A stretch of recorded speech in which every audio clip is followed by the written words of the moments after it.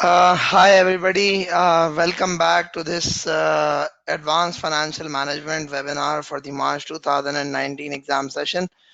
Today is the day 3 of the webinar session. Over the last 2 days, we have actually discussed about we have gone through few of the questions, and the areas that we have covered up include the currency risk management mainly. So we have gone through currency risk management, we have gone through multilateral netting with respect to the currency risk management also, and the uh, various types of derivatives that are used for the management of the currency risk. So we have actually gone through all of them. Now what we are actually going to do is that we are now going to move forward, and we are going to discuss further. So the topic for today that we are going to go about is the mergers and acquisition. So the topic that I'm going to be discussing today will be mergers and acquisition.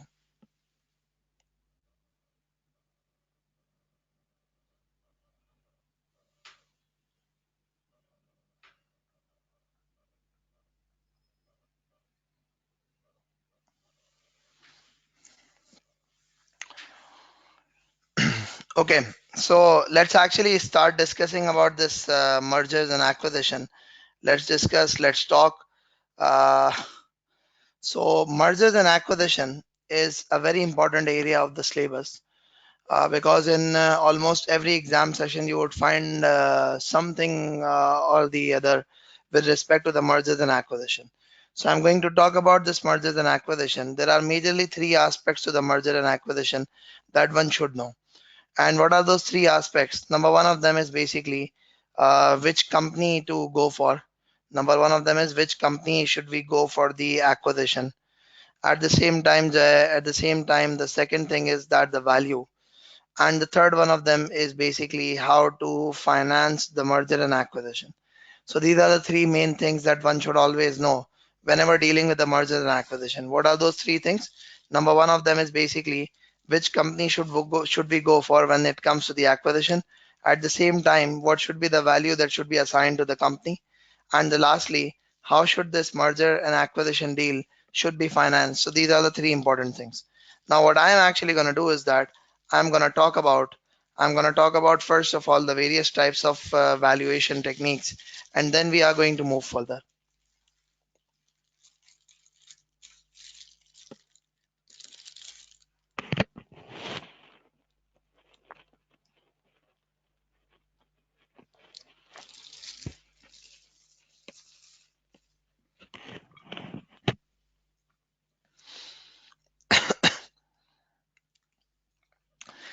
Okay, so the most important aspect of the merger and acquisition is the business valuation. Now, basically, whenever we acquire a business, the different types of value that we assign to a business. So the business valuation could be performed using the various techniques. I'm repeating it again, the business valuation could be performed using the various techniques. What are those techniques which can be used for the performance of the business valuation? The number one of them is basically called the asset-based valuation. Whenever we talk about the asset-based valuation, so we always mean to say it means the net asset-based valuation. So when we talk about the asset-based valuation, this actually means it's a net asset-based valuation. Now, what exactly do we mean by net asset-based valuation? So basically what happens is you have got the assets of the business, and then you have got the liabilities of the business. When you deduct the liabilities out of the assets, so the net amount that we end up getting is actually termed as net assets.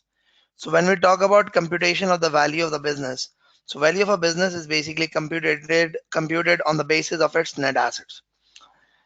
Now, remember one thing, there is something which is called the book value of the net assets, and there is something which is termed as the market value of the net assets. I'm repeating it again.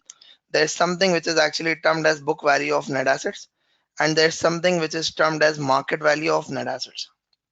Now, so when we actually talk about the book value of the net assets, when we talk about the market value of the net assets, so remember a fair and an appropriate valuation is always to use the market value of the net assets. So a better approach is always to use the market value of the net assets. Now, at times when you are valuing a business, so there are actually non-recognized assets also. There are also non-recognized assets and liabilities. Now, what could be those non-recognized assets and liabilities? So the non-recognized assets or liabilities could actually be, when we talk about this non-recognized assets or liability, so the intangible assets could be one of the examples of the non-recognized assets. At the same time, when we talk about the concept of the liabilities, so the liabilities could actually be, when we discuss about the liability could be like the contingent liability, etc., etc. So there could be various types of non-recognized assets or liabilities which are generally not there in the balance sheet.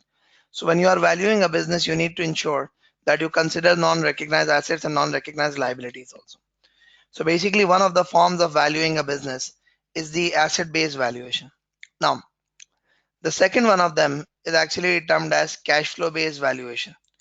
Now, when we talk about the concept of this cash flow based valuation, let's discuss about the cash flow based valuation, that what exactly do mean by this cash flow based valuation. So when we talk about the cash flow based valuation, so this actually means that the value of a business is the present value of future cash flows, is present value of future cash flows discounted using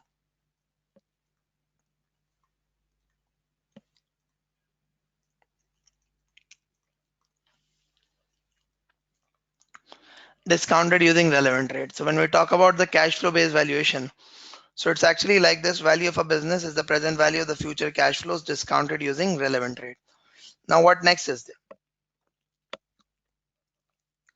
When you move a bit further, so what actually happens is the cash flow based valuation could actually be of the dividend based valuation. It could actually be on the basis of dividend based valuation model, and it could actually be on the basis of free cash flow based valuation model. So when we talk about the cash flow based valuation, it could actually be on the basis of dividend based or the dividend valuation model or the free cash flow based valuation model. The basic concept is just like this: value of a business is the present value of future cash flows discounted using relevant rate. And lastly, the third thing is the income based valuation method. So the income based valuation methods actually include two types of valuation. They include the PE ratio based valuation, and they include the earnings yield valuation method. They include the P ratio based valuation method and the earning yield valuation method. Now, what is this P ratio based valuation and what is this earning yields valuation method? So when we talk about the concept of this P ratio based valuation method, the formula for the P ratio is basically P ratio means share price divided by EPS. Share price divided by EPS. And when we talk about the earning yield, it's actually the opposite formula, which is EPS upon the share price. EPS upon the share price, that's what the earning yield formula is. Now, so we are done with this specific aspect, which is how the income based valuations are calculated. Now let's move forward. Let's discuss further. What we shall be doing is we shall be attempting this question. The first of this is basically have company. It's there in the specimen examination of September 2018. The question is also actually from the 2014 exam question. The requirement of the question is, it says, distinguish between different types of synergy and discuss possible sources of synergy based on the above scenario. Number two, based on the two different opinions expressed by Have and Strength, calculate maximum premium payable in each case. And lastly, calculate the percentage premium per share which Strengths will receive under each acquisition payment method and justify with explanation the payment mode acceptable to them. Anyways, let's go through this question and then we shall discuss. You go through this question for 5 minutes and we shall start discussing.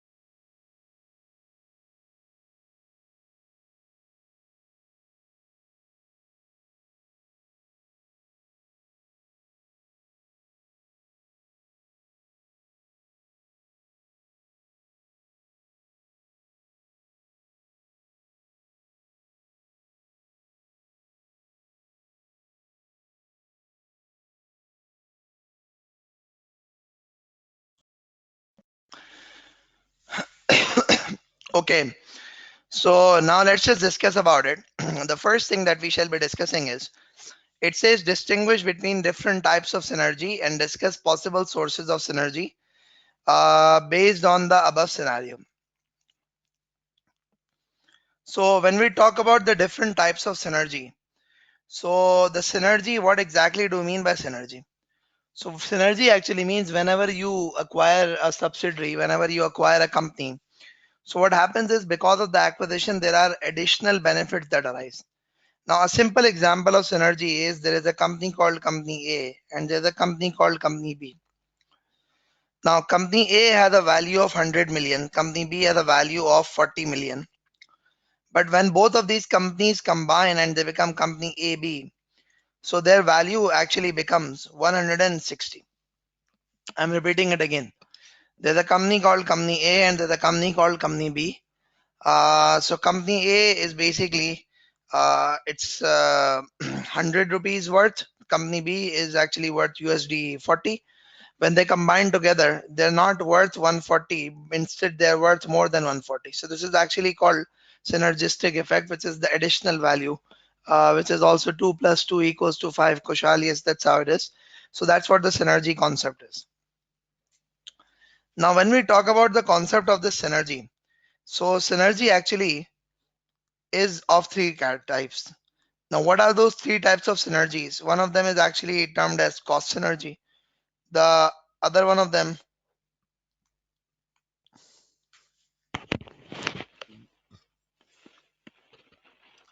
is termed as revenue synergy, and the third one of them is termed as financial synergy. So when we talk about the synergy, they're actually of three types. What are those three types? Cost, revenue, and financial. Now the cost synergy actually means when you acquire a business, so you becomes you have a cost synergies. That means your overall cost reduces. How you get the economies of a scale. So when you have the economies of a scale, the overall cost of production goes down. The second thing is that your bargaining power increases. So you bargain more from the suppliers. So one of them is basically the economies of scale. The other one of them is that your bargaining power increases. The third situation is basically um, at times what happens is you get this bulk discounts, you get the bulk buying discounts, etc. So these are the various types of cost synergies. When we talk about the revenue synergy, so revenue synergy is basically you have got a greater customer base. At the same time, you can control the price as well. So, and at the same time, access to more markets.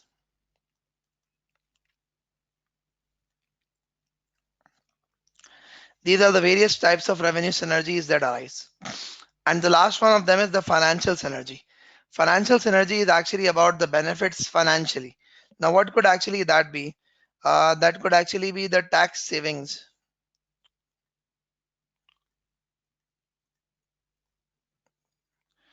due to accumulated tax losses.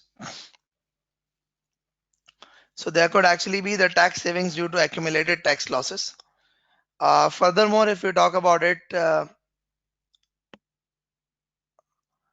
you can get the tax saving due to these tax losses. And then what happens is that the borrowing capacity enhances. Now, what exactly do you mean by borrowing capacity enhances? So basically, when you have got two companies which combine together, so resultingly, what happens is the overall gearing may actually go down. Why the overall gearing may go down? The reason behind that is if one of the companies has got a high gearing, the other company has got a lower gearing. So if the two companies combine, then the overall gearing is not that high. Resultingly, what is going to happen is the borrowing capacity of the combined company would actually increase. The borrowing capacity of the combined company would actually increase. Now let's move forward. Let's discuss further. So this is something with respect to the various types of synergies that could arise. The next requirement of this specific question is, so if I talk about the next requirement of the question, it says, based on the two different opinions expressed by half company and a strand company, calculate maximum acquisition premium payable in each case. So that's what we need to establish. We need to calculate the maximum premium payable in each of the cases. Now let's actually talk about it. Let's discuss about it.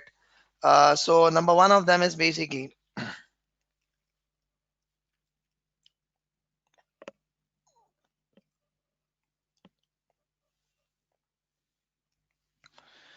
okay.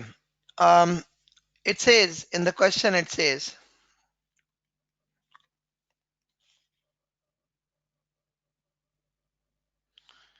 in the question it says that have company, the publicly listed company, involved in the production of highly technical, involved in the production of highly technical and sophisticated electronic components for complex machinery.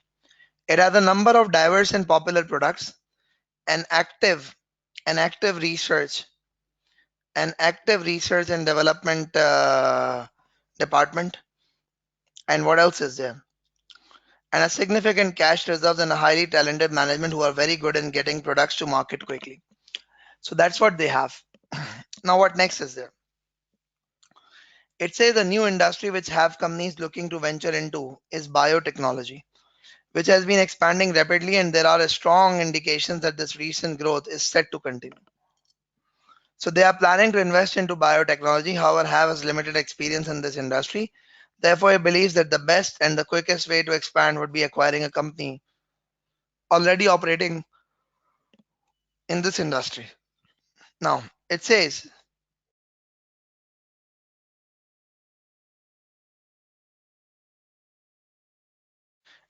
Strand is a private company operating in the biotech industry and is owned by a consortium of business angels and company managers. The owner managers are highly skilled scientists and who have developed a number of technical complex products, but have found it difficult to commercialize them. They have also been increasingly constrained by the lack of funds to develop their innovative productions for product further. Now, what else does it say? It says discussions have taken place about the possibility of a Strand company being acquired by Have company. Strand's managers have indicated that consortium of owners is happy for the negotiation to proceed. If a Strand is acquired, it is expected its managers would continue to run the company as part of the larger combined company. So what the acquisition is actually planned to be, they're going to acquire this company and they're going to operate the combined company together. Now, what else is there? So the next situation is Strand is of the opinion that most of its value is in its intangible assets, comprising intellectual capital.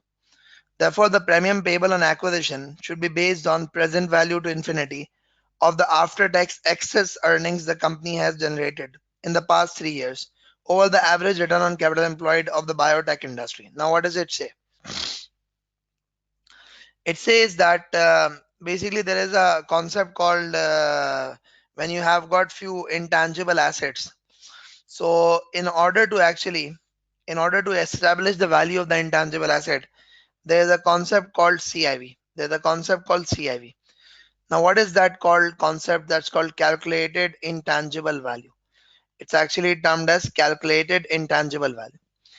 Now, what exactly do you mean by this calculated intangible value? So let's discuss about this calculated intangible value. The concept of calculated intangible value is when you establish the value of intangible through various means. So one of the methods is calculated intangible value. Now, how do we usually calculate the value using the CIV approach? So the similar type of formula which is mentioned here in this scenario, where it says the value of the intangible is going to be based on present valued infinity of the after-tax earnings the company has generated in the past 3 years over the average return on capital employed of the biotech industry. So last 3 years,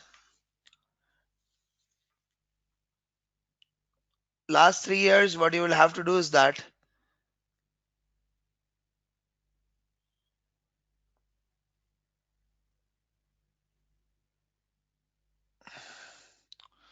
last 3 years excess after-tax earnings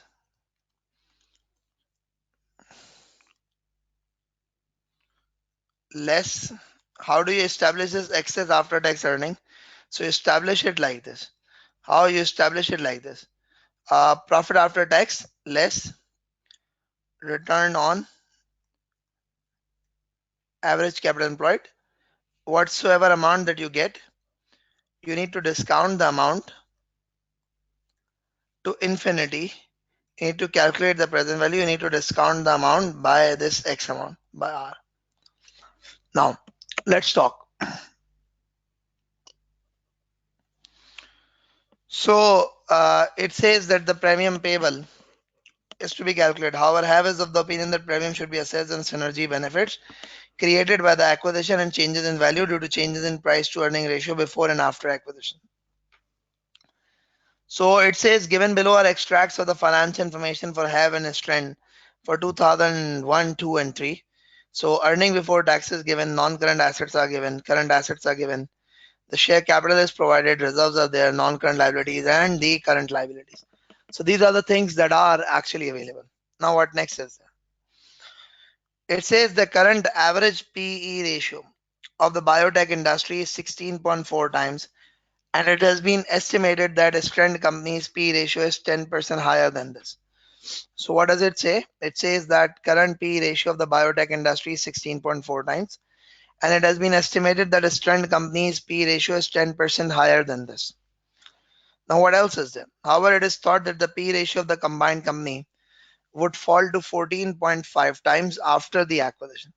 The annual after-tax earning will increase by 140 million due to synergy benefits resulting from combining two companies. It says both companies pay tax at 20%, cost of capital is 7%, current share price is 9.24, and biotech industry's pre-tax return on capital is currently estimated to be 20% per annum.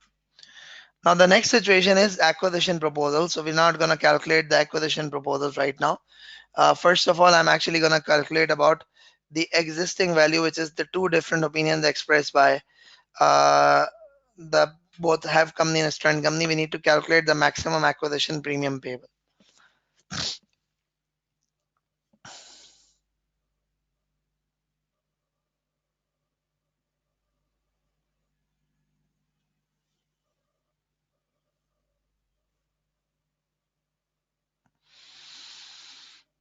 Okay, now let's see.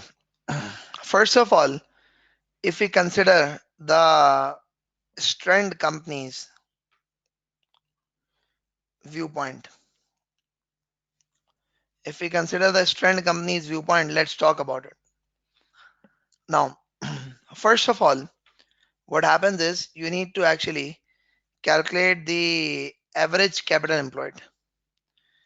Now, what exactly is the average capital employed? So average capital employed is opening capital plus closing capital divided by 2. Average plus closing divided by 2. That's what the average capital is all about.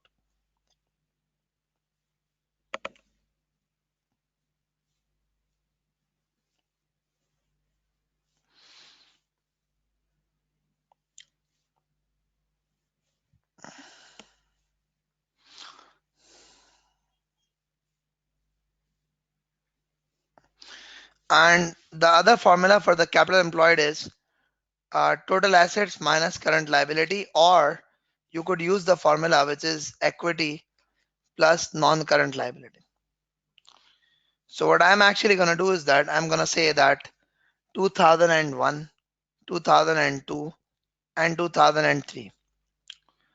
The relevant information which is available to us through this specific question is this information.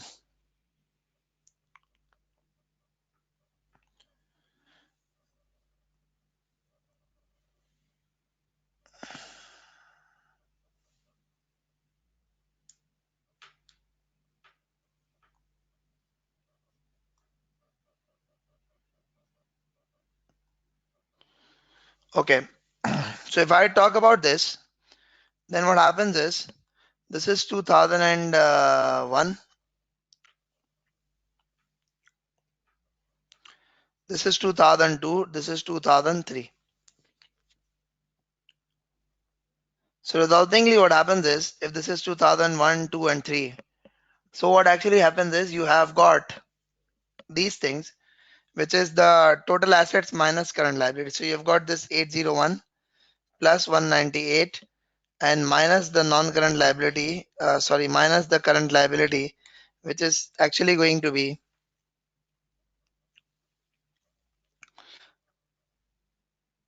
140. So if I talk about 140 to be deducted out of it, how much does it turn out to be? 801 plus 198 minus 140. Here it's going to be 838 plus 208 minus 180, and then 882 plus 210 minus 209.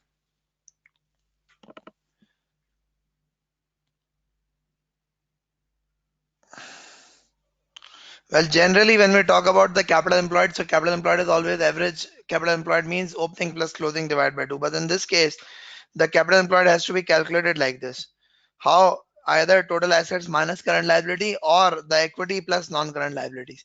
Please try to calculate how much is it for each of the year 2001, 2 and 3.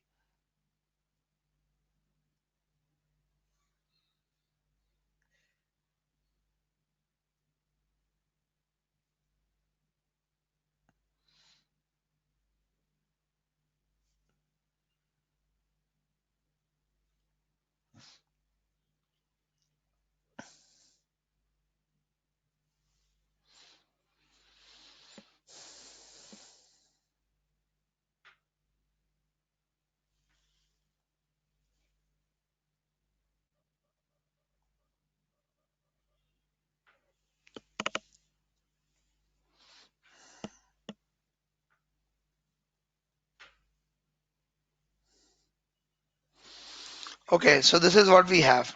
Now, so if I talk about the average capital employed, the average capital employed is going to be 883 plus 866 plus 859. You divided by 3, so you end up getting the average capital employed. How much is it? Okay, it turns out to be 869, the average capital employed.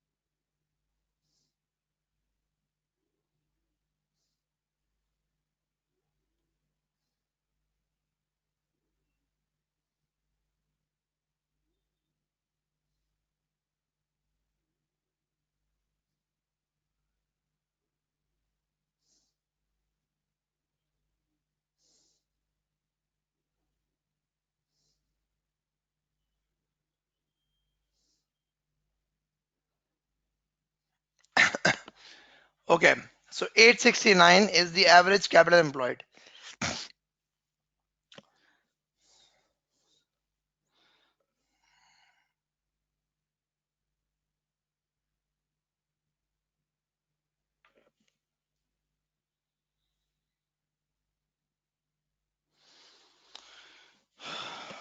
Okay, so basically this is the average capital employed, and the return percentage in this specific country is actually going to be, in this specific sector,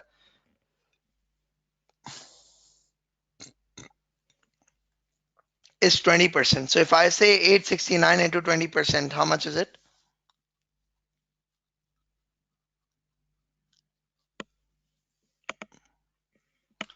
How much does it turn out to be?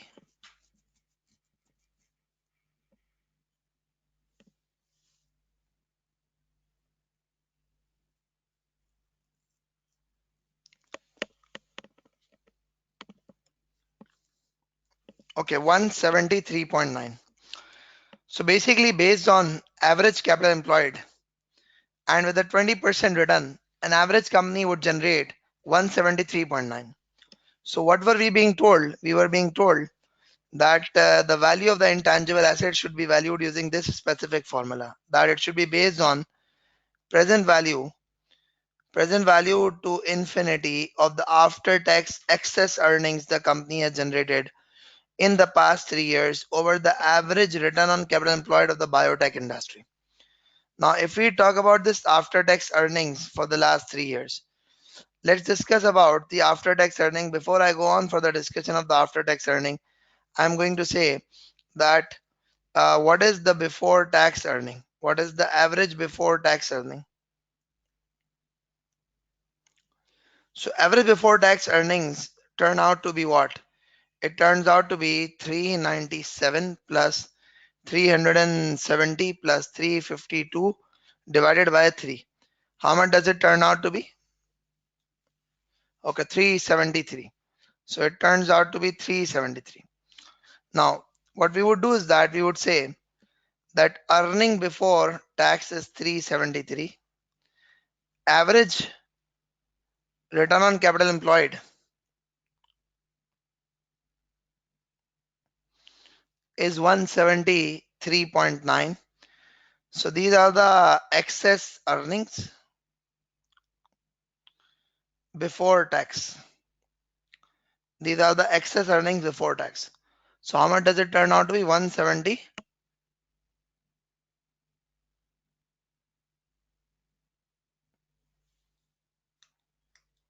I don't know. I mean, the students are mentioning this.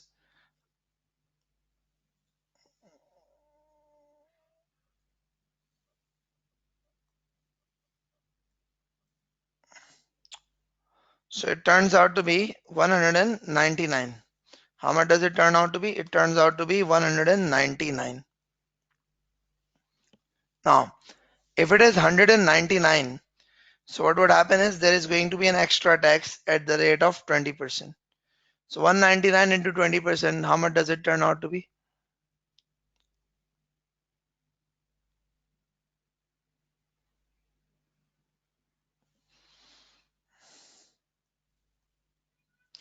One 99 minus 39.82, how much does it turn out to be?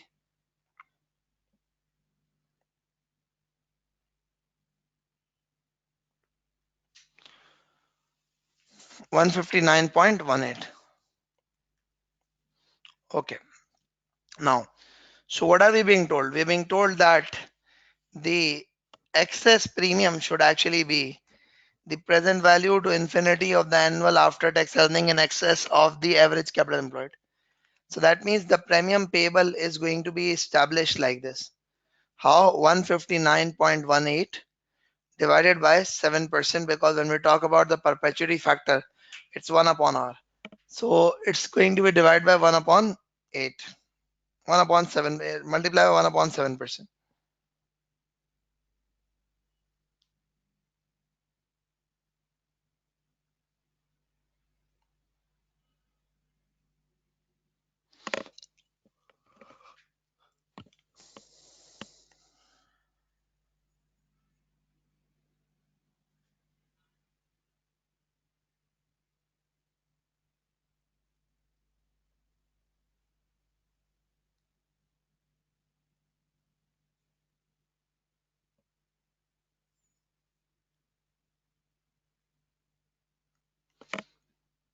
Okay, 2274. So the excess premium payable using this specific method is 2274.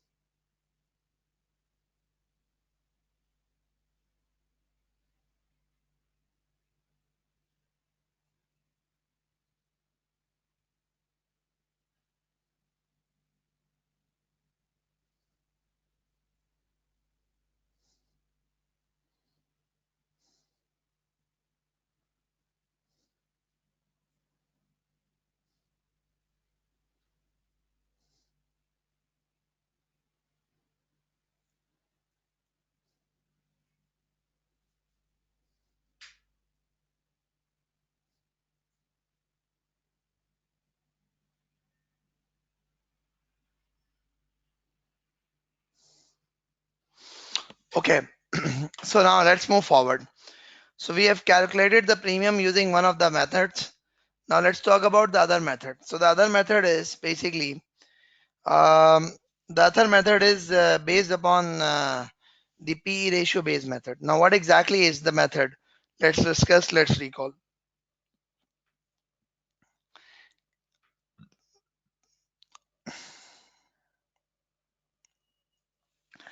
It says, however, have company is of the opinion that the premium should be assessed on synergy benefits created by the acquisition and the changes in value due to changes in price to earning ratio before and after the acquisition.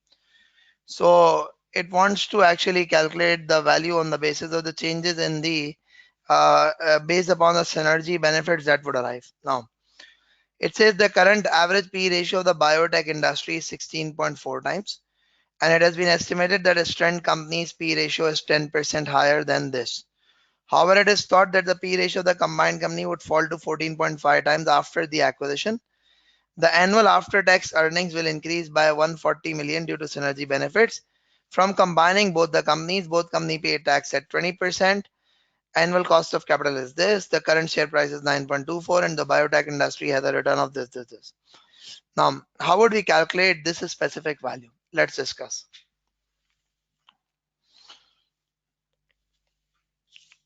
So when we calculate this specific value, so first of all,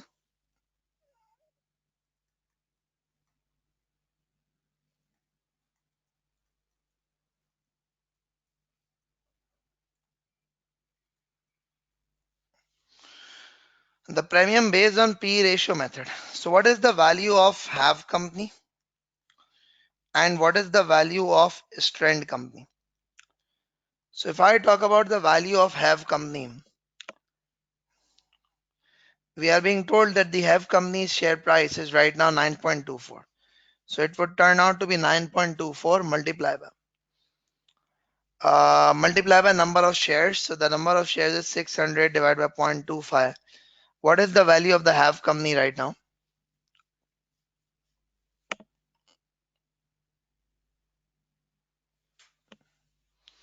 What is the value of have company right now?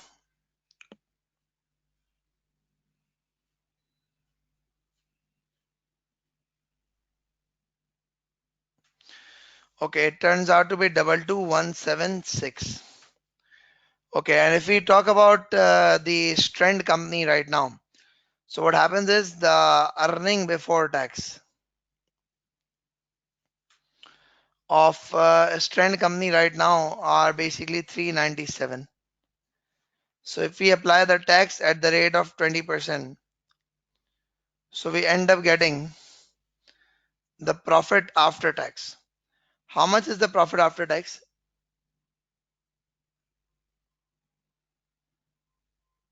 317.6.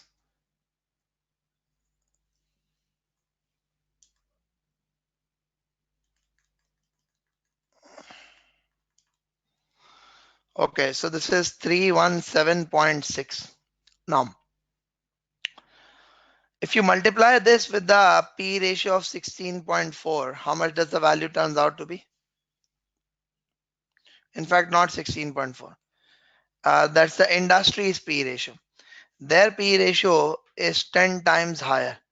So it's actually going to be 16.4 multiplied by 1.1. How much does it turn out to be?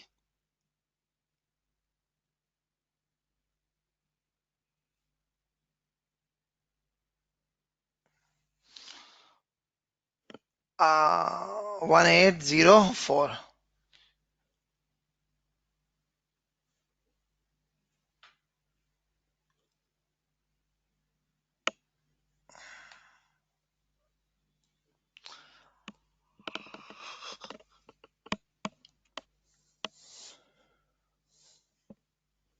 5729.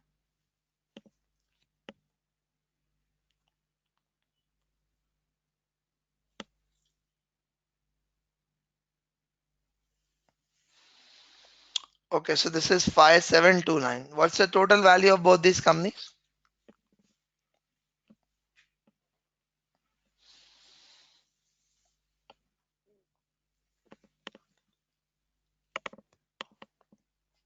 What's the total value of these two companies? Okay, that's 27,905. Okay, it turns out to be 27,905. Now what next is there?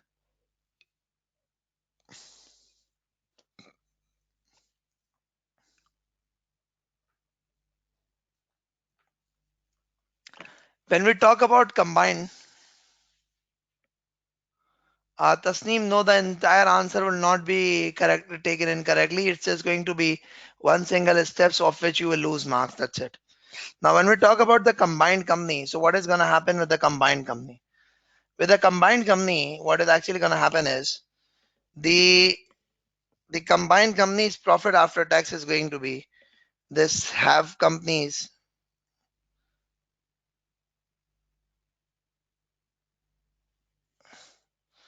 profit after tax, which is 1980 into 0.8. Why? Because there is a 20% tax rate. And strength companies profit after tax gives you how much? Strength companies profit after tax give you 397 into 0.8. So how much does it all turn out to be?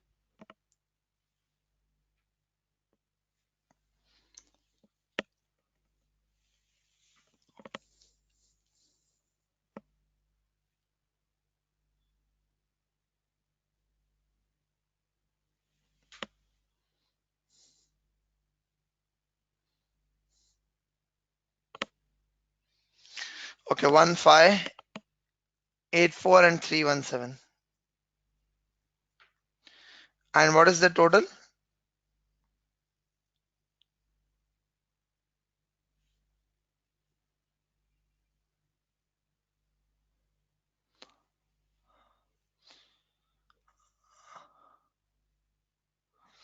1901. Okay.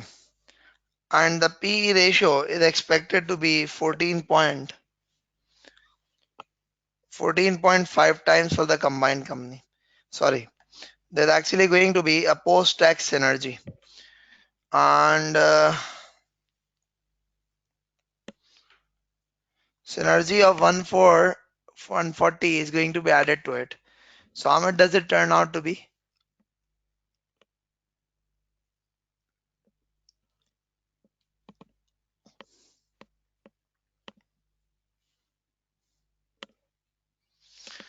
2041.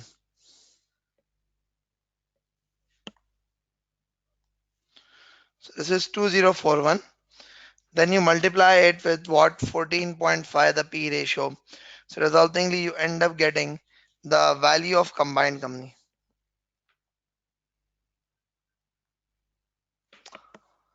29,595. So the premium which is actually going to be payable would turn out to be 29,595. 29,595 less 27,905.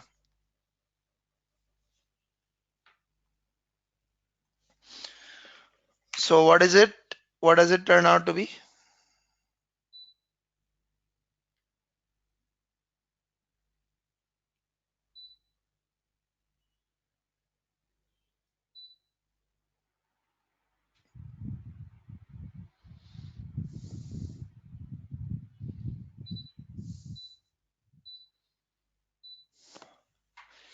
1690. Okay, so basically the premium payable on the basis of calculations performed by the way have company suggested, it would be 1690. Whereas the premium on the basis of suggested by strand company, it would turn out to be 2274.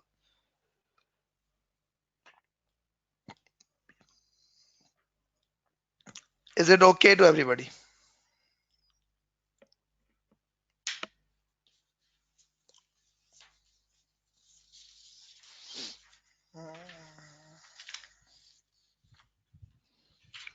Okay, now what's the next requirement to the question? The third requirement to the question is, it says calculate the percentage premium per share which Strand shareholder will receive under each acquisition payment method and justify with explanation which payment method would be most acceptable to them. So on the basis of this specific area, you have to read and you have to comment.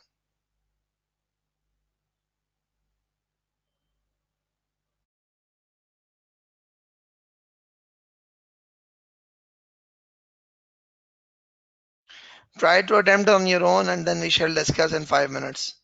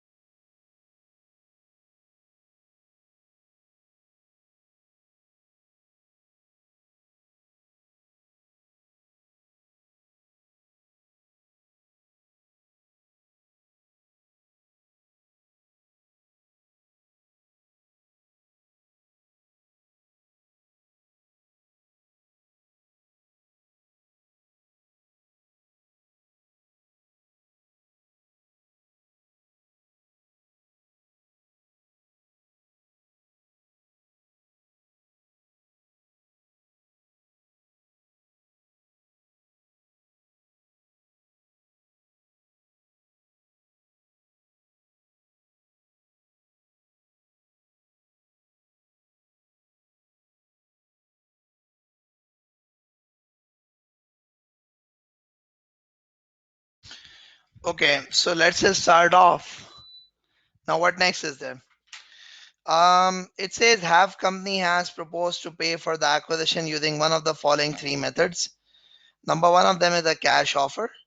The other one of them is a cash offer plus shares.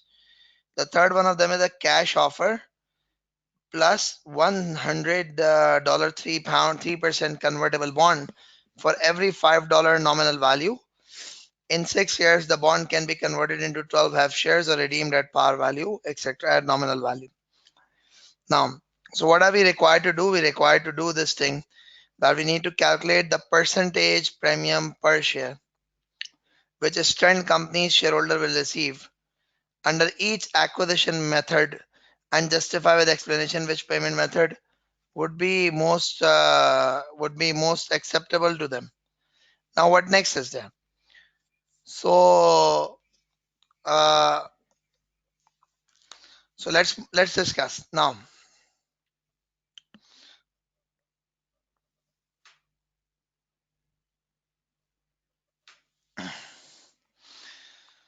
So one of the offers is basically that you acquire the company for cash of 5.72 per strength shares. So let's talk about the current value of the strength company. This is part C of the question. So the current value of a strength company, we just calculated it a bit earlier and it turned out to be 5729.5. So the current value of a strength company was 5729.5. Was that it is? Right? Okay. So now per share value of a strength company turns out to be what? It's going to be divided by the total number of shares of the strength company, which is actually going to be 1200. Why? Because it's 300 divided by 0.25. So how much is the value per share?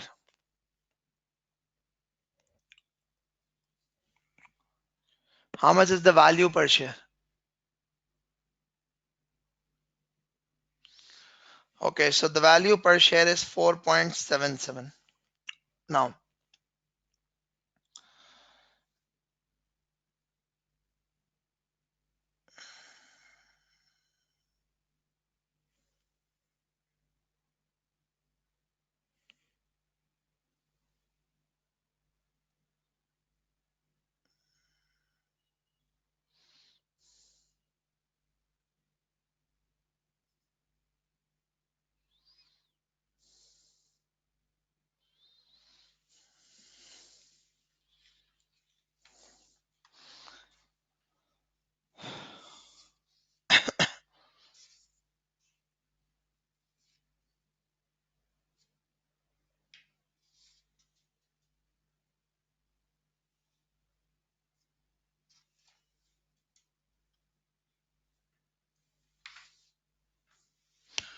okay, so we are actually saying that the offer is for the $5.72. Offer is $5.72 cash. So resultingly what happens is 5.72 minus 4.77 divided by 4.77 multiplied by 100 is the percentage premium. How much does it turn out to be?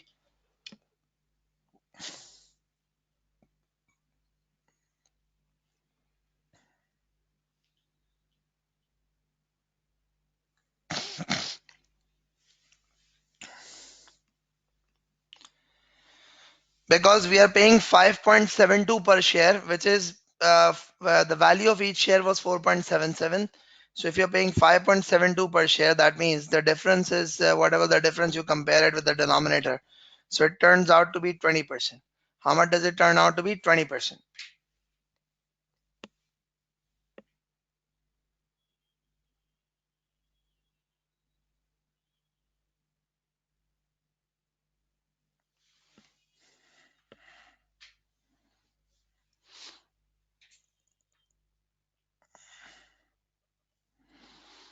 Okay. And the next requirement is number two, where there is a cash offer of 1.33 plus 142 share issue. Now, when you have got such type of acquisition, so you need to understand this thing that what is it all going to be.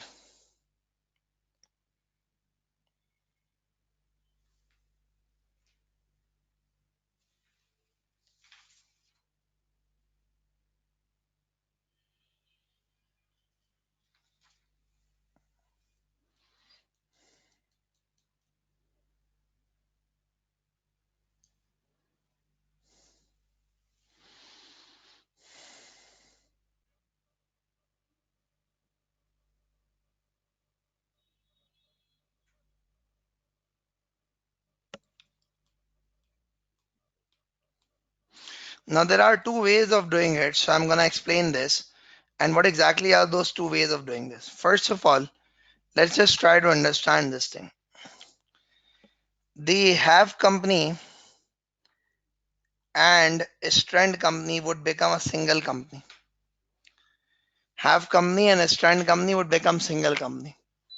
Now, so that means what happens is because of this, the shareholders of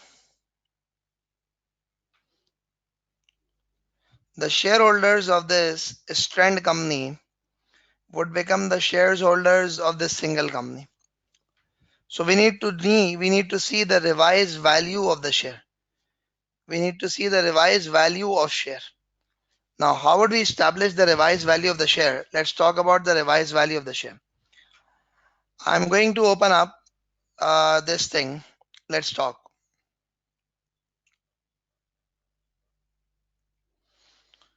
The total earnings right now, the total earnings are expected to be 2041 and the value of the combined company is expected to be 29595. The value of the combined company is going to be 29595.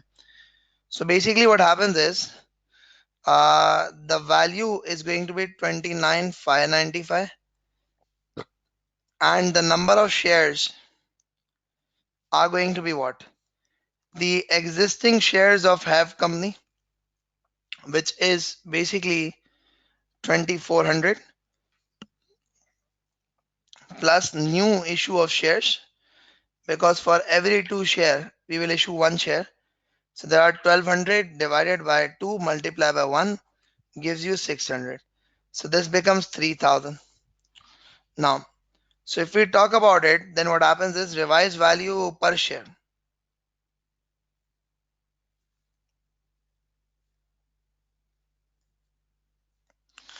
is going to be 29,595 divided by 3000. So how much does it turn out to be?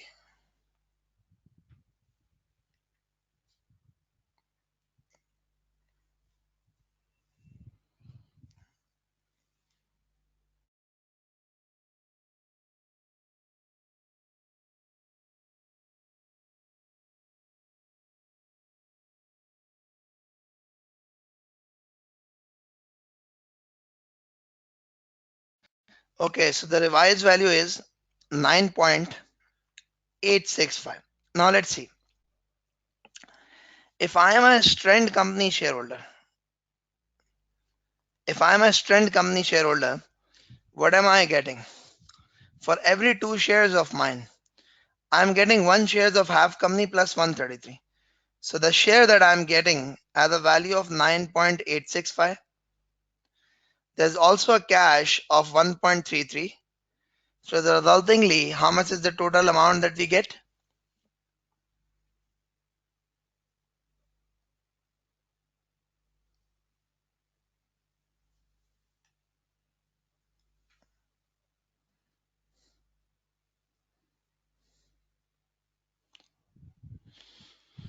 11.195 less value of shares that we have surrendered. So what was the value of this company's share? It was, I mean, we just calculated it right now. It was basically what? 4.77. It was 4.77. multiply by 2. So how much does it turn out to be?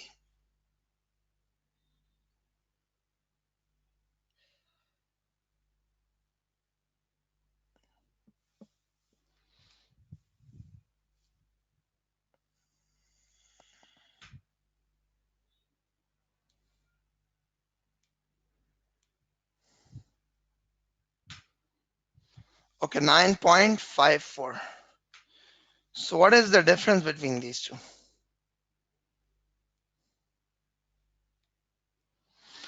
The difference is 1.655. Now, this 1.655 is the premium that they are getting for their shares, which are worth 9.54.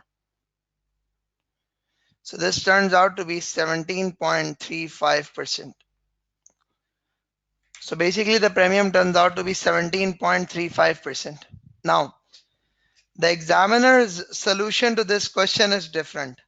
Now, what is the difference between my solution and the examiner's solution? So I need to explain to people. Basically, what happens is the examiner has not considered the effect on the value of the combined company's shares, because you see, I have considered this effect. Now, what is the effect that I have considered? I have considered this effect that this company is not going to be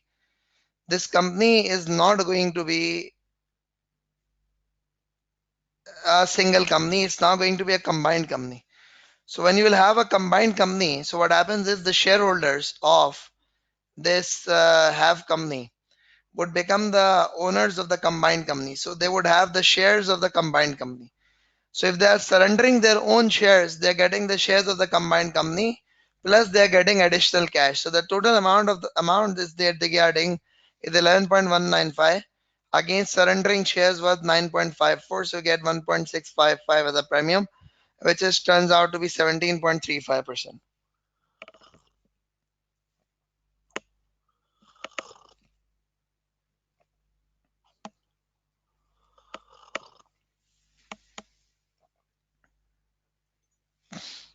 Is it okay to everybody?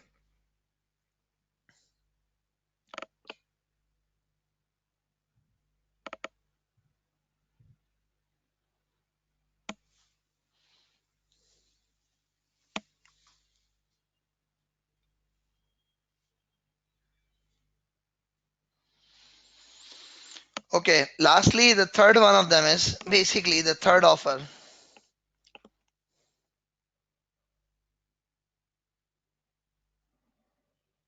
The third offer is a cash offer of 1.25 for each strand company plus $100, £3 convertible bond for every $5 nominal value of a strand company shares. In 6 years, bond can be converted into 12 have company shares or redeemed at a nominal value. Now let's just see. When we talk about $5 nominal value, when we talk about $5 nominal value, so what exactly do you mean by $5 nominal value? $5 nominal value divided by 0.25 actually means 20 shares. $5 nominal value divided by uh, divided by 0.25 is 20 shares. So that means this $100 3% bond will be issued for every 20 shares that are being acquired. The 6 years time bond can be converted into whatsoever, etc., etc. Now let's talk. So if I talk about this specific scenario,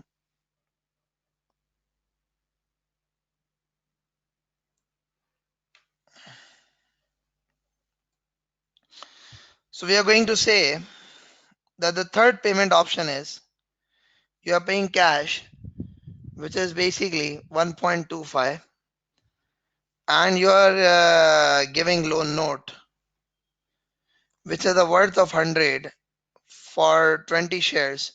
That means $5 per share. So it's 6.25. And the value of Strand Company's share right now is 4.76. Is 4.76. So if the value is 4.76, then how much does it turn out to be? 6.25 minus 4.76, what is it?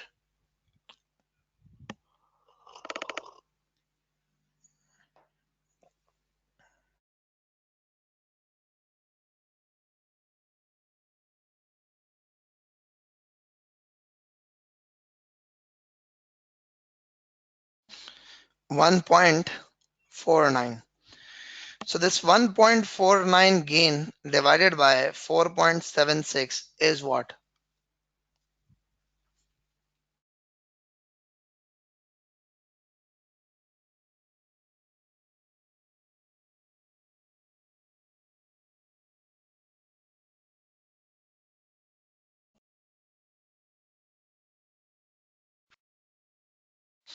Okay, so this is 31.3%. How much is it? 31.3%.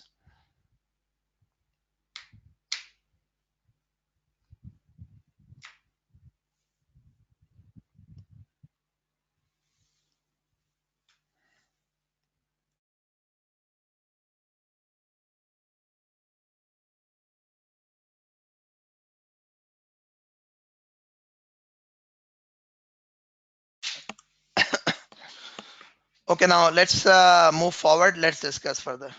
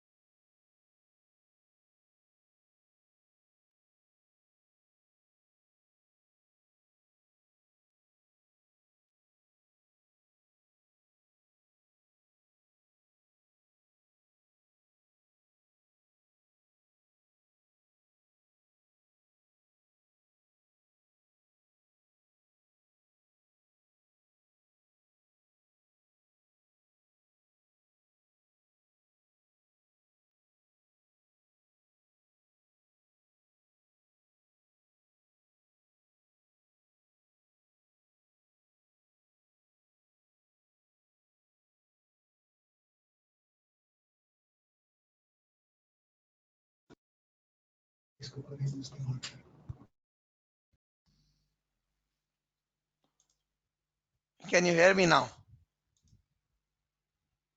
Can you hear me now?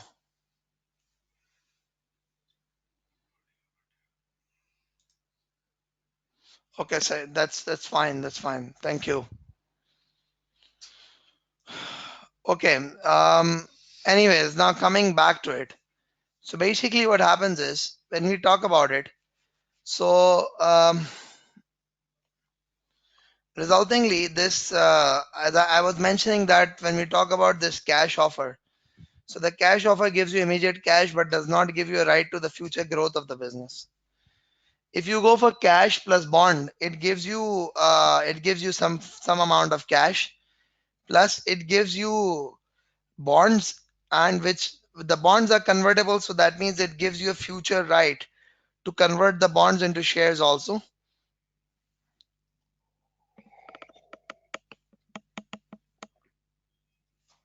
And lastly, you have got cash plus shares. So when you have got cash plus shares, so they give you a future right and you give some immediate cash also. But since The bonds, they give you highest return, which is 30%, and also the bonds, they give you an easy exit route also, that just in case if the company does not perform well, you can take an easy exit route using the bonds. So what is going to be preferred? So the preferred thing is actually going to be bonds. The preferred thing is actually going to be bonds.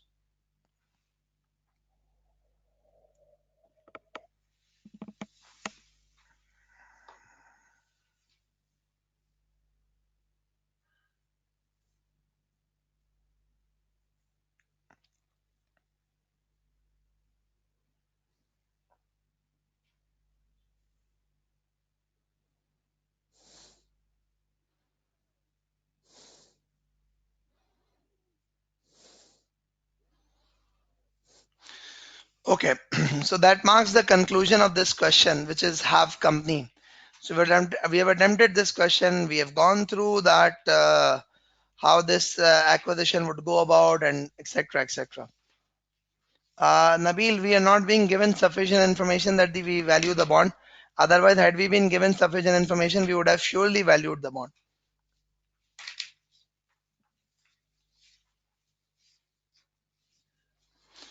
Okay, so we will now have a short break, and then we will start off in 10 minutes time. Uh, yes, Karan, I'm going for a small break. Uh, so we'll have a break till 10:30.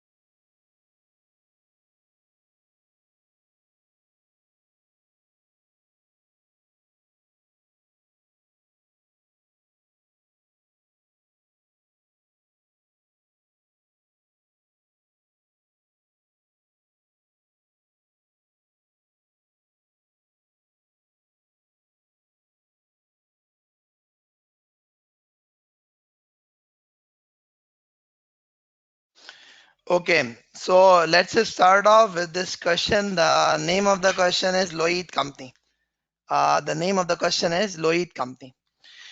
So this question, Lloyd Company, the requirement to this question is it says that discuss the advantages and disadvantages of the acquisition of traded company from the viewpoint of Lloyd Company. So it's generally the concept of the advantages and the disadvantages when you acquire a company. So this is what the general concept is, the advantages and the disadvantages. I'm not going to go through this requirement because this is a general textbook requirement, and you people can actually go through it, because if I go through it, it's going to waste some time. So you people can go through it on your own. The next situation is it says calculate the P ratios obtained implied by the terms of Lloyd Company's initial and proposed offer for all three of the above options.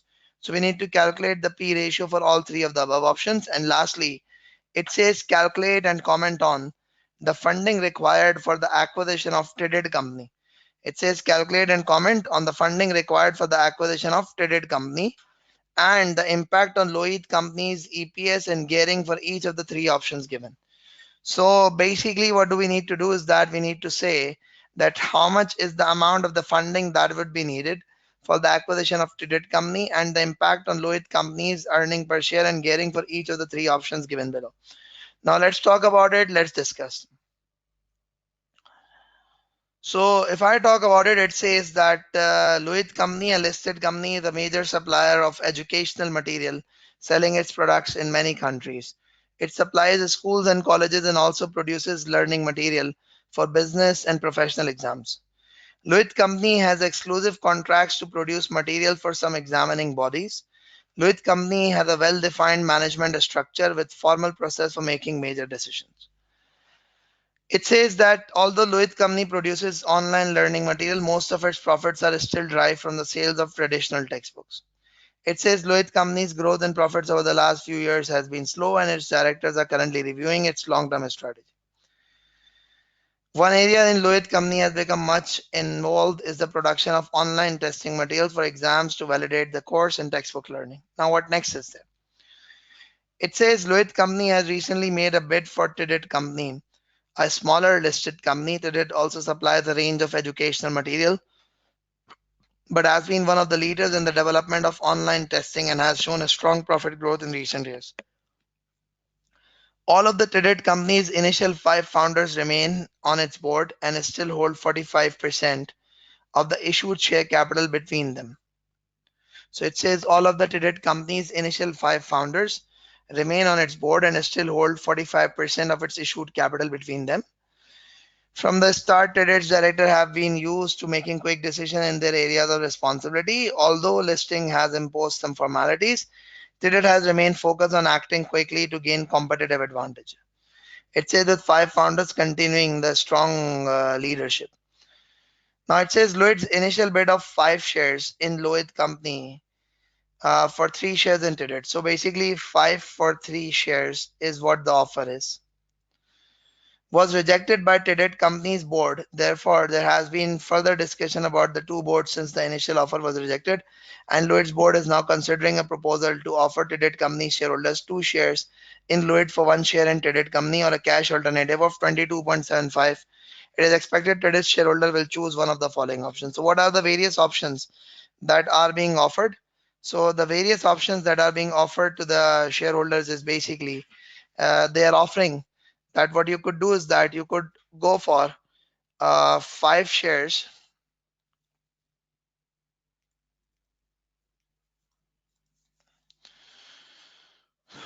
5 for 3 shares. That's one of the thing.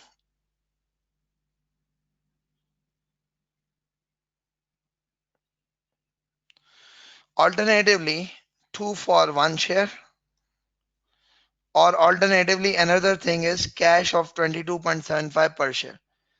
It's expected traded shareholders will choose one of the following options.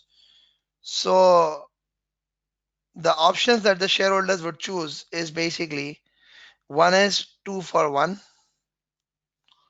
the second is cash, or the third one of them is basically 60% of them would take 2-for-1 share offer, and the remaining 40% would take the cash offer. It says in case the third option being accepted, it is thought. In case the third option being accepted, it is thought that the three of the company's founder holding 20% of the capital intake total will take cash offer and not join the combined company. Remaining two founders will probably continue to be involved and be members of the combined board company. Lloyd's Finance Data estimated merger will produce annual post-tax synergy of 20 million. They expect current PE ratio to remain unchanged after the acquisition. So Lloyd's current PE ratio would remain unchanged after the acquisition. The extracts from two companies' most recent accounts are shown below. So Lloyd companies PBIT, the interest is there, then the tax is there, and the profit after tax is there. Number of shares, the P ratio based on most recent account is 14, long-term liabilities are given, etc. The tax rate applicable to both companies is 20%. Assume Lloyd can obtain further debt funding at pre-tax cost of 7.5% and that return on cash surpluses is 5% per tax. Also assume that debt funding need to complete acquisition will reduce instantly by the balances of the cash and cash equivalents held by Lloyd and Tidit company. So what does it say? It says calculate P ratio of Tidit company implied by terms of Lloyd company's initial and proposed offer for all three of the above options. So if I talk about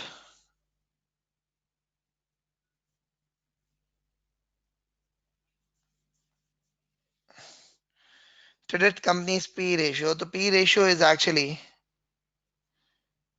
share price divided by EPS.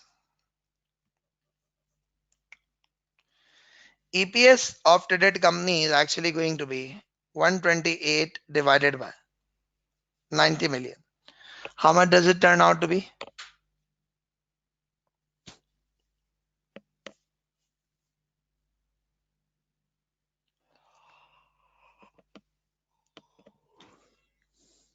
How much does it turn out to be?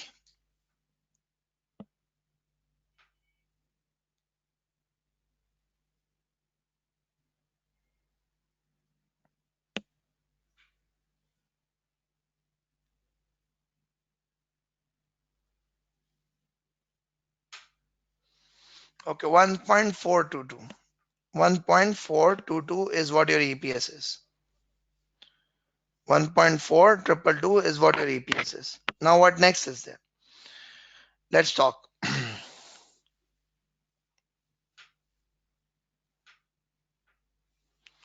Now if I move further,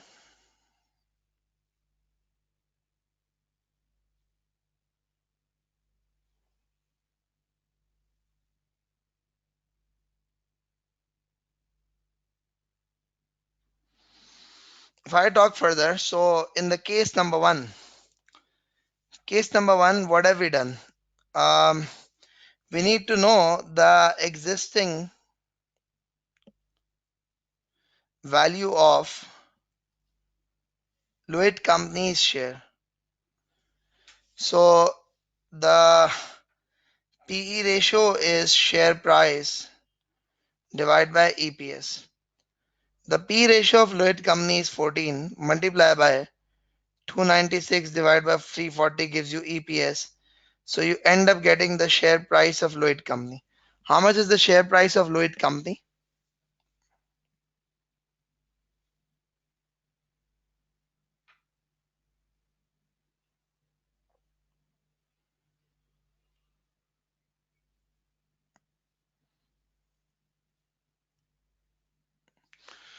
Okay, it turns out to be 12.188. How much is it? 12.188.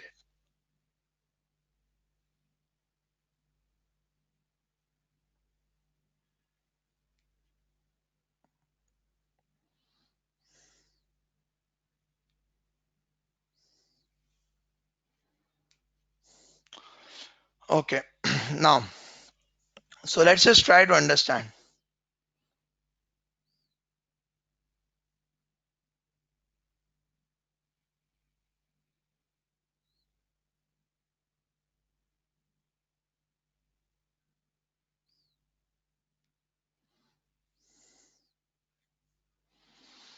Okay, so is it okay for everybody? Now, so we are required to calculate the P ratios of traded company implied by the terms of Lloyd Company's initial and proposed offers. So the initial offer was what? The initial offer was that uh, they were offering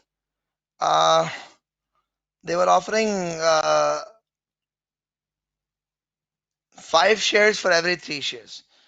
Now 5 shares for every 3 shares. 5 shares actually means 5 into 12.188. How much does it turn out to be?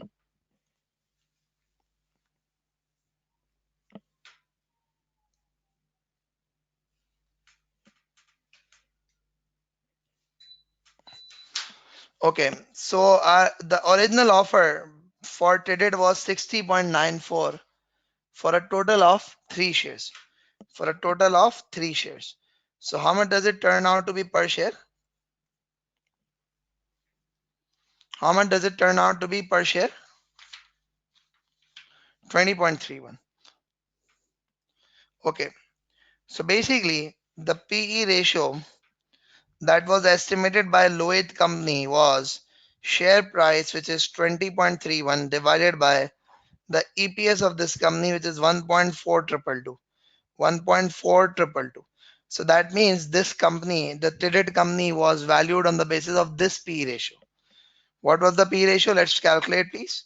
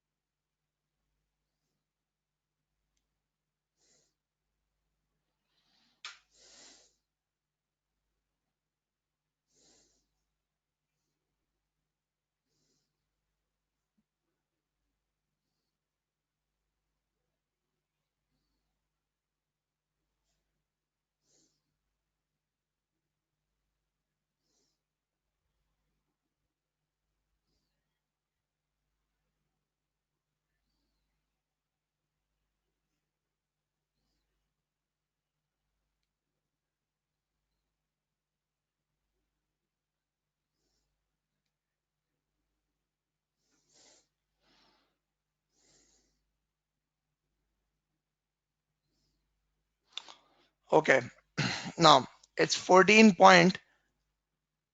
14.285. Now, first of all, you need to try and understand what the question's requirement is. The requirement of the question is basically it says calculate P ratios of traded company implied by the terms of Lloyd Company's initial and proposed offers for all three of the above options. So basically, what do we need to do? We need to say that okay, what is the current EPS of traded company? So it says it's 1.4222. Okay. Now, what is the value of Lloyd Company's one share? 12.188. So we said that our offer was to give 5 shares for 3 shares of them. So our 5 shares means 5 into 12.188 is 60.94 divided by 3 shares of there. That means we have valued each share of them at 20.31. So if their each share is valued at 20.31 and if the EPS is 1.4222, then that means 14.285 is what it is. Now you will use the same approach and you would calculate the P ratios in the rest of the three situations. So let's just try to calculate it for the remaining three situations.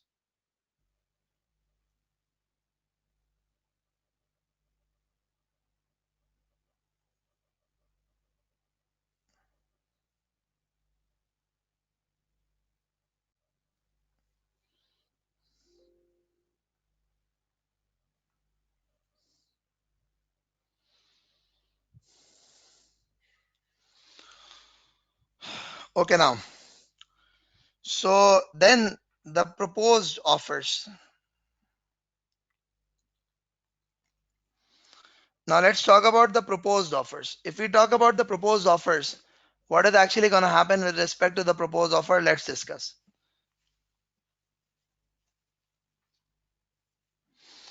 So the proposed offers are, number one is 2 shares for 1 share. So if we get 2 for 1, that means that the value proposed is 2 into 12.188. How much is it?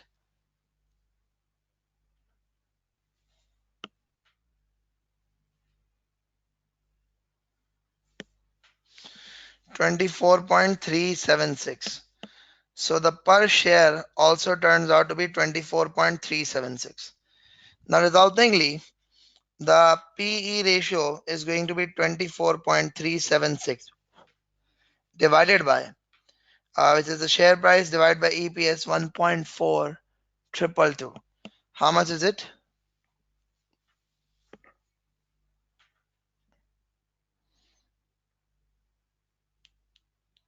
Okay, 17.14. The second proposed offer is cash offer.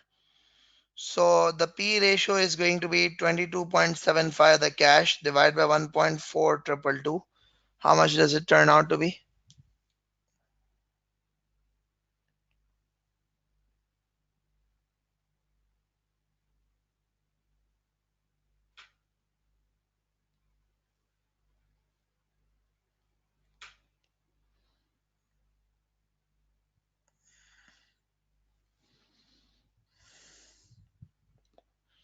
Okay, 16.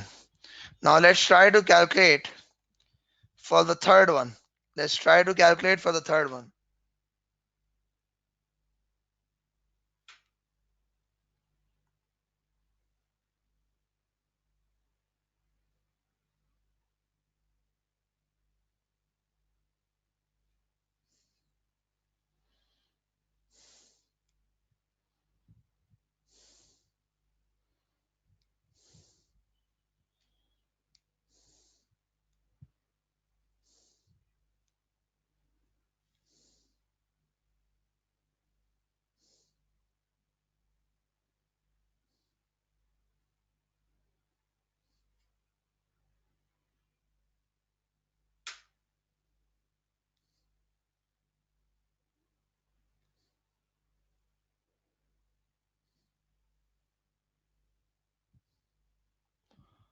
Okay, let's try to calculate it for the third one, please.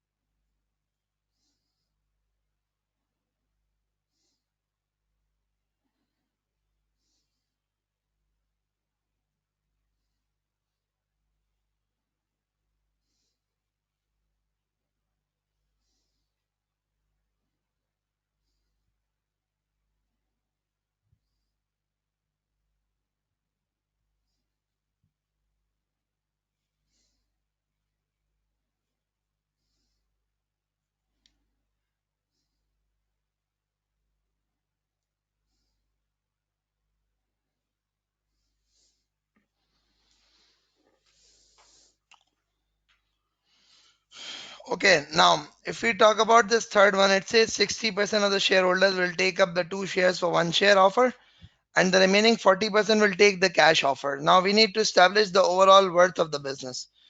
So 60% will take the shares offer and 40% will take cash offer. So what is the total value of the business that would turn out to be? So there are actually going to be, of the 90 million shares, 60% would accept the shares. Each share is worth 112.188, and each shareholder will be given two shares. And of the 90 million, 40% would accept the cash, and every single shareholder would be given a cash of 22.75. So can you please confirm what does it turn out to be? What is the entire value?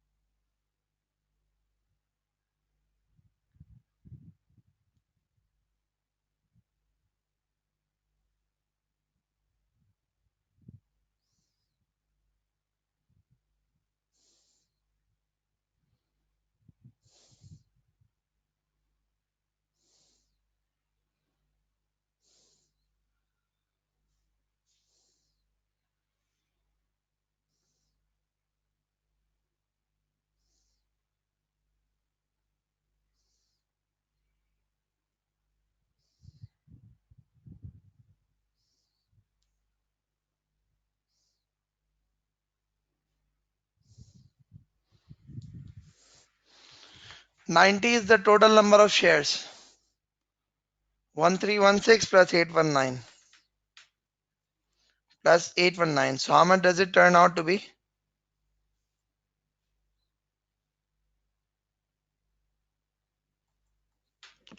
2135. Okay. So basically the total value assigned to the business is 2135, and you could calculate it per share, divide by 90. How much does it turn out to be?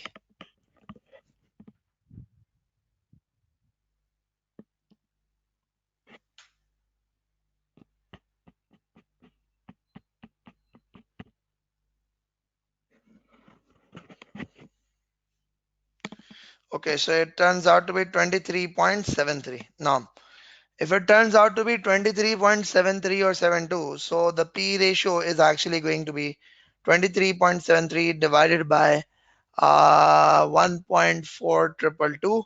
So resultingly, what is the P ratio do we get?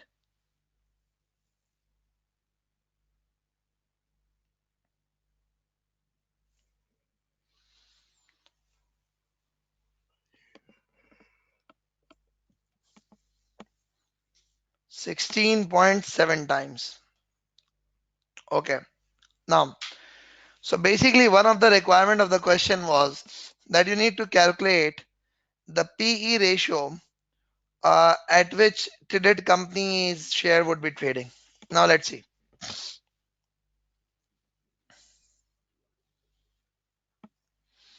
Let's move forward. Let's discuss. So this is the end of the second requirement of this question, which was calculate the P ratio implied by the offer, by the terms of the offer. So we have done that.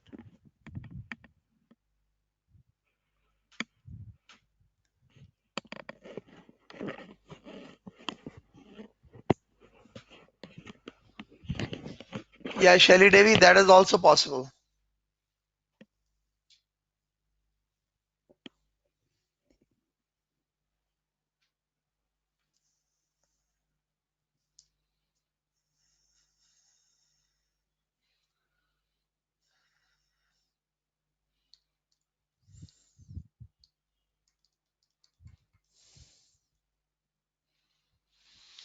Okay, now third is calculate and comment on the funding required for the acquisition of traded company and the impact on Lloyd Company's EPS and gearing for each of the three options given above.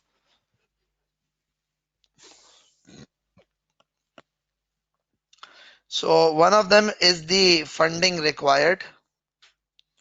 That's what you have to comment upon. The other one of them is the impact on EPS. And the third one of them is going to be the impact on the gearing. The third one of them is impact on gearing. Yes, Nabil, you are correct. Shelly, you are correct that you could take option one and option two and you can apply the percentages to that.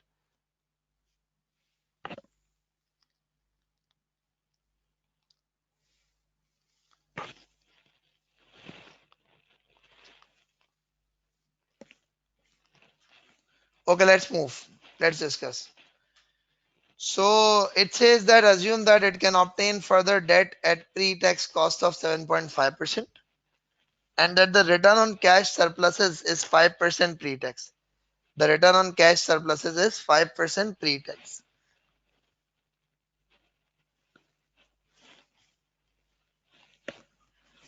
So we need to calculate the funding required for an impact on Lloyd Company, the EPS, etc. Now, first of all, if we talk about the first offer, which is 2 for 1 share.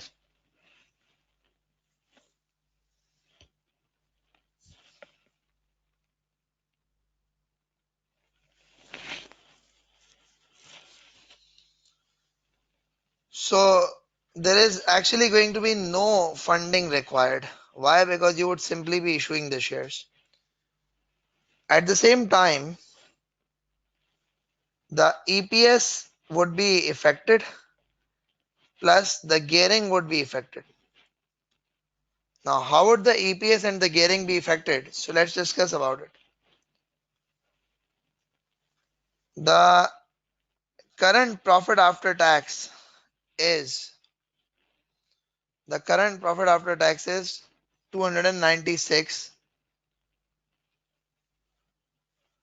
Profit after tax of Lloyd is 296 plus Tided is 128 plus we are expected to have a post-tax synergy of 20 million. So how much does it turn out to be?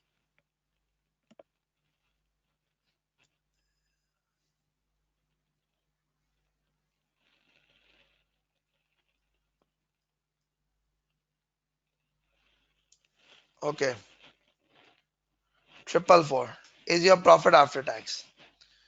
The number of shares are going to be what? The number of shares are going to be presently we have 340 million shares of Lloyd Company plus for every one share there are two more shares that are going to be issued. So 340 plus 180, how much does it turn out to be?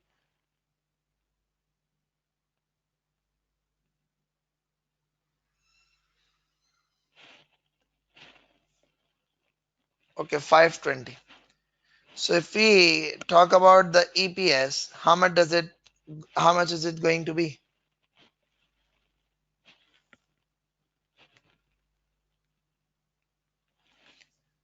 0.85.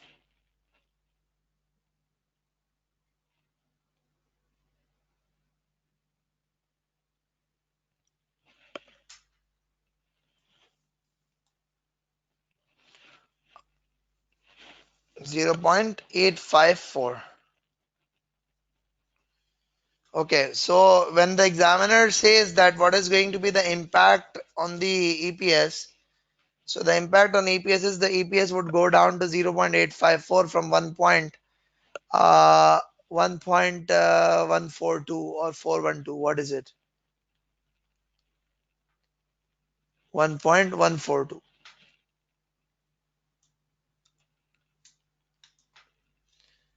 Okay, now what next is there? Next situation is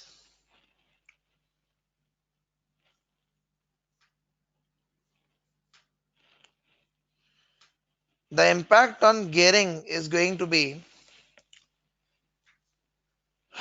The debt is going to be 540. It's going to be divided by 540 plus 340.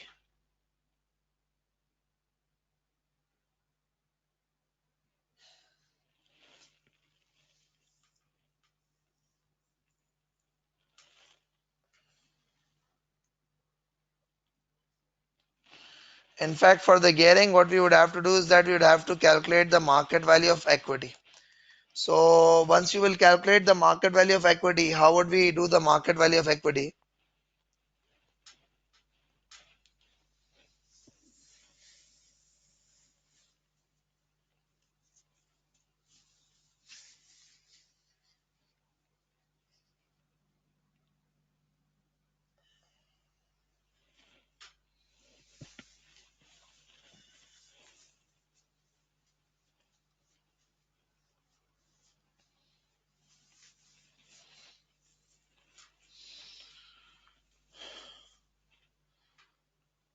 It's going to be 14 times into 0.854, which is the EPS.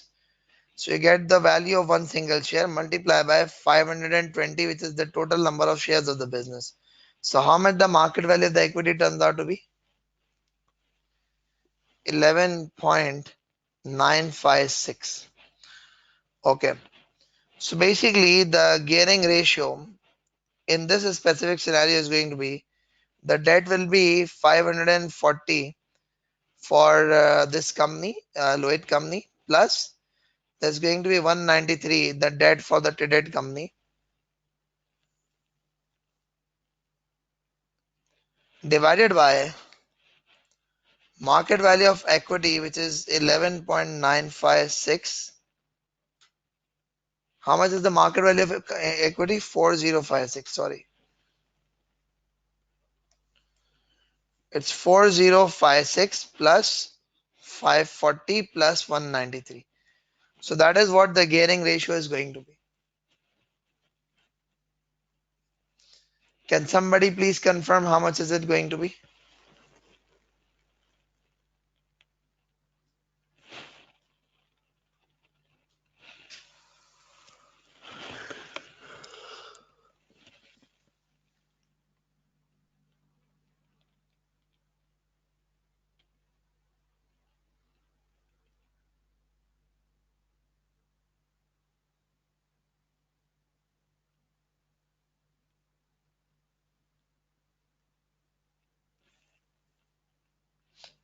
Okay, 15.31%. Is everyone with me? Is everyone okay with all this calculation that's going on? Okay, where did 4056 come from? The 4056 came from here. It's 14 times the P ratio of Louis, which is expected to remain the same, 0.854, which is the EPS, multiplied by 520, the number of shares.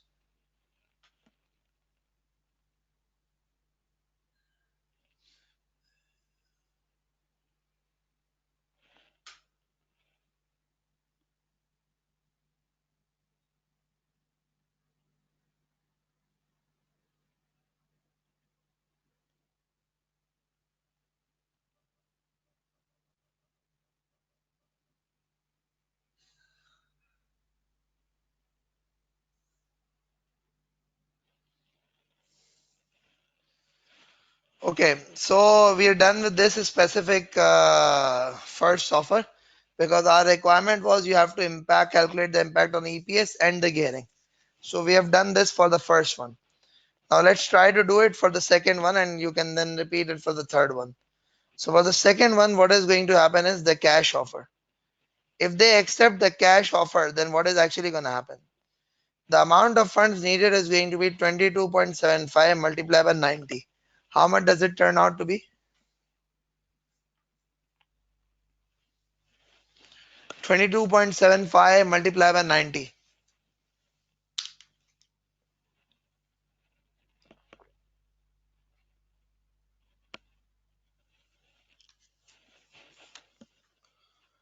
Okay, 2047.5.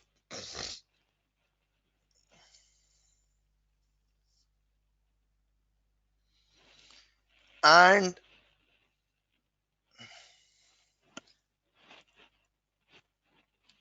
the cash available is 220.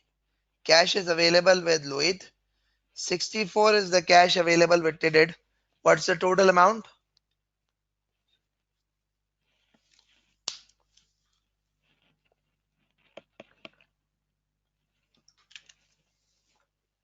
Okay, that's 284.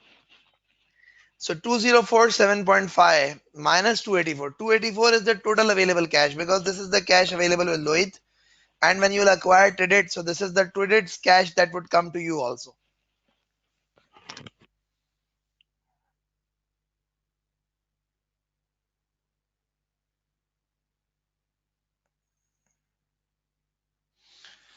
Okay, so 1763.5 is the loan finance that you would have to obtain.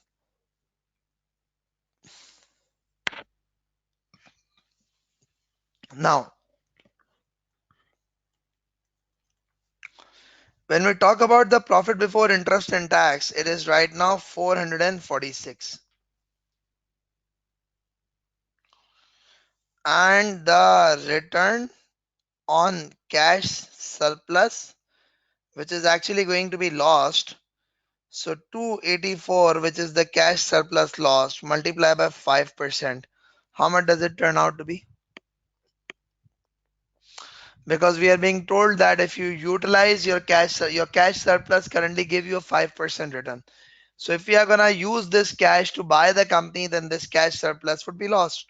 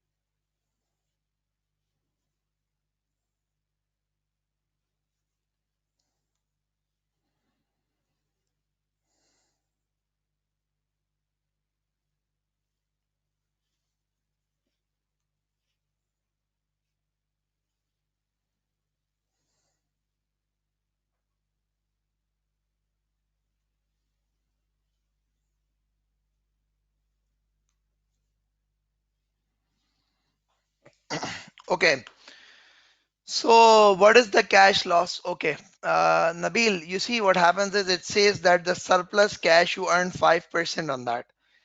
So if you are going to lose, if you are going to acquire, if you are going to use your existing cash to acquire the company, that means your existing cash would be lost.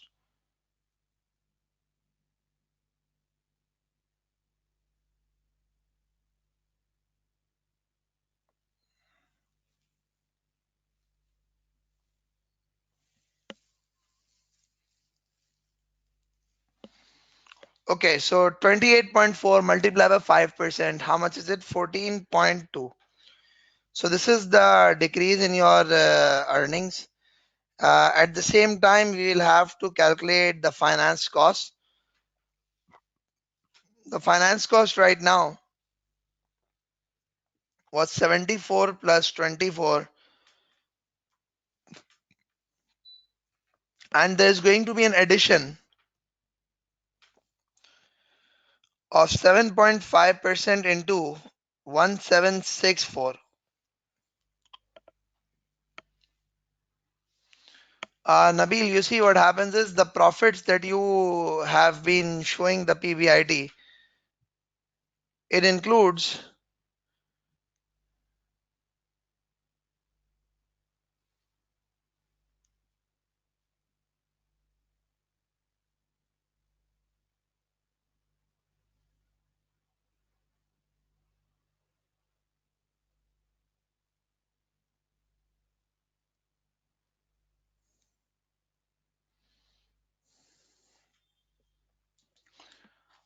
So what happens is this is 74 plus 24 plus 7.5% into 1764.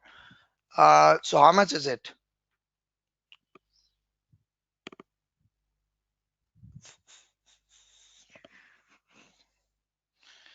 Okay, so your finance cost is going to be 230. So we would have this profit before tax. We'll get the profit before tax. Can somebody please calculate how much the profit before tax is going to be?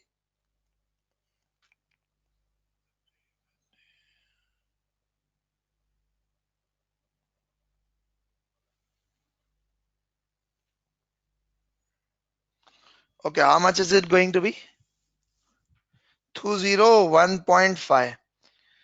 And then when we apply the tax on it, when we apply the tax on it at a rate of 20%, so how much does it turn out to be?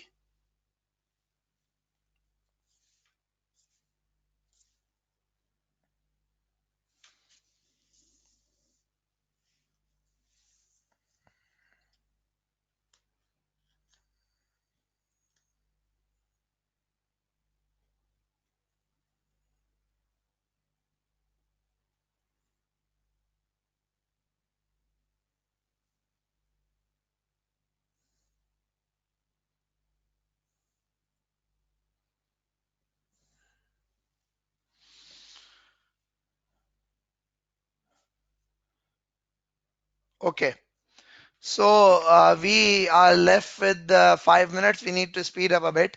So how much is the tax? It's 40.3. Resultingly, what happens is 161.2, and you add up the synergy. You add up the synergy of 20, so this is all going to become 181.2. So how much is the EPS going to be? 181.2 divided by the number of shares that are going to be there. That is only going to be the Lloyd company. So how much does it turn out to be?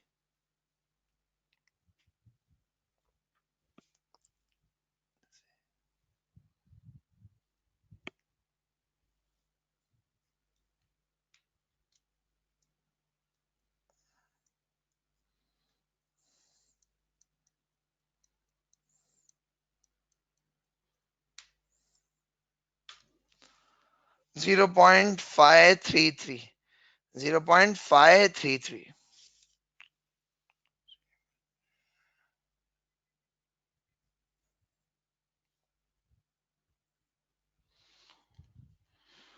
Okay, so is everyone getting this? Is everyone getting this?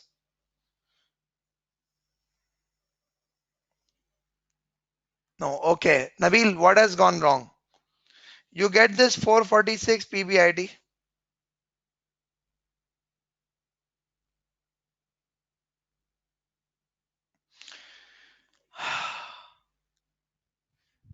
Okay, there is an error. There is a small error that I have made. And what is that error? You don't have to take 446. You have to take it for the entire company. I have made a bit of an error because when you'll have a combined company, it's not going to be 446 only. It's going to be 446.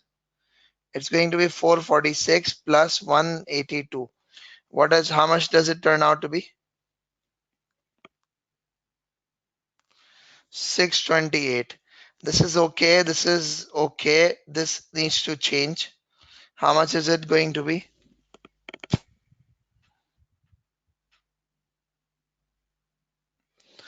Okay, this is approximately 384, and the tax is also going to change.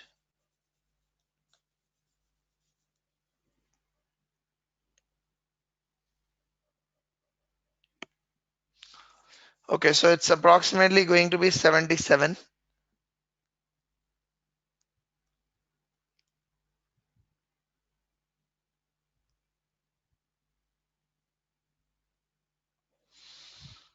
Okay, 307, and then you have a synergistic impact of 20, so this is actually going to be 327. And when we divide this 327 with 340, when we divide this 327 with 340, how much do we get?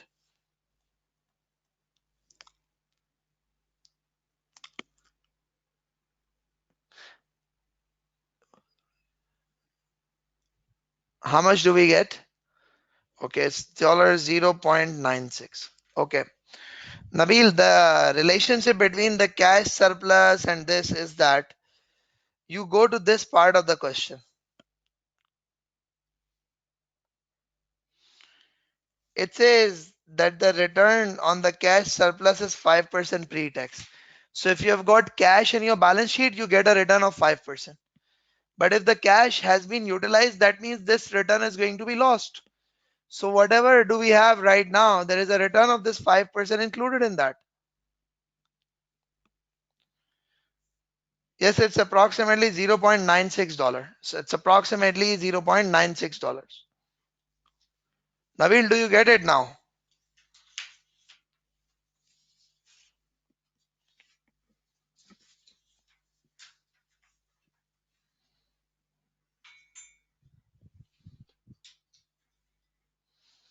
Yes, obviously you are utilizing the cash because you're purchasing the company by paying the cash. So if you're purchasing the company by paying cash, that means your existing cash reserve would be utilized, and you are left with no choice except to borrow from the market. So you'll have to borrow additional funds from the market.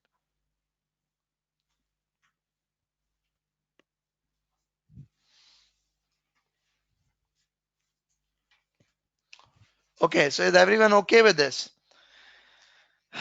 Okay, so we shall conclude the session for today, and I hope that you people had good learning for it. Nabil, we are borrowing the additional fund and we are increasing our interest because of that. We were short of funds. I'm just trying to tell you that you had surplus funds available in your bank, and those surplus funds were actually giving you a return of 5% per annum.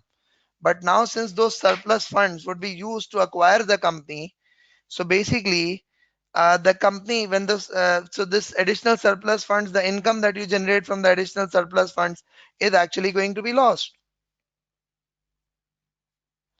We are already borrowing. Our borrowings are increasing by 1740. And the increase in borrowing is just because we don't have funds to buy the company. We don't have sufficient funds to buy the company completely from the cash.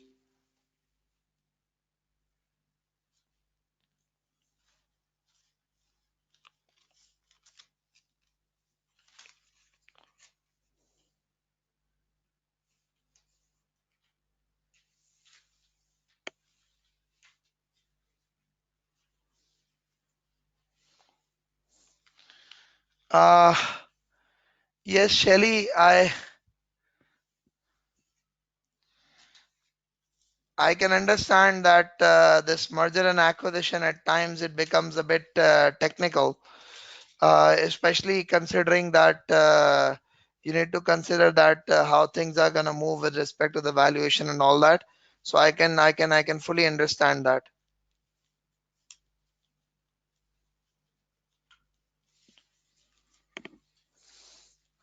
Okay. Anyone else? Would you like to have any comments on today's session?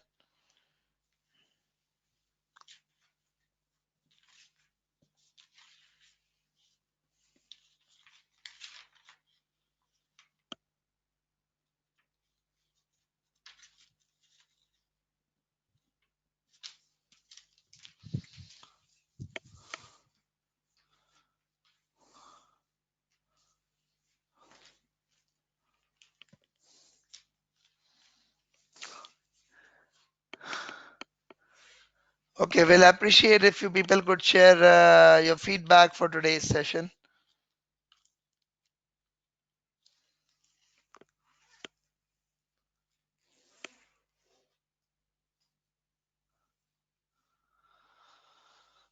Thank you, Mohammed Sheikh.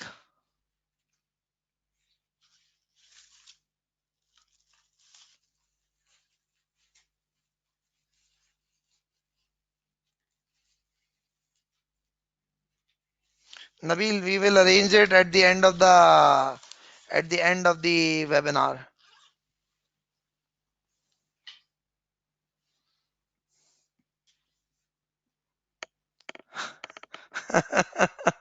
Shelly, don't worry.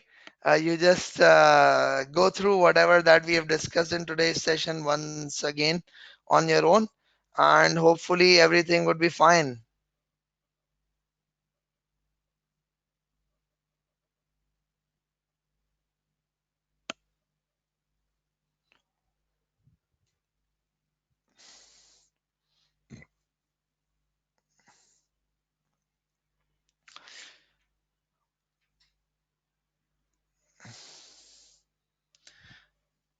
Okay, so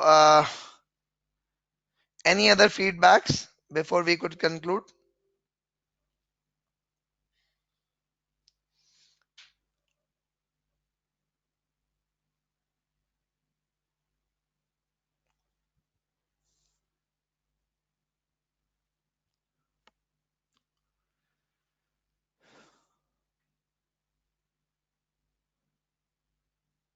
Okay, thank you very much, everybody.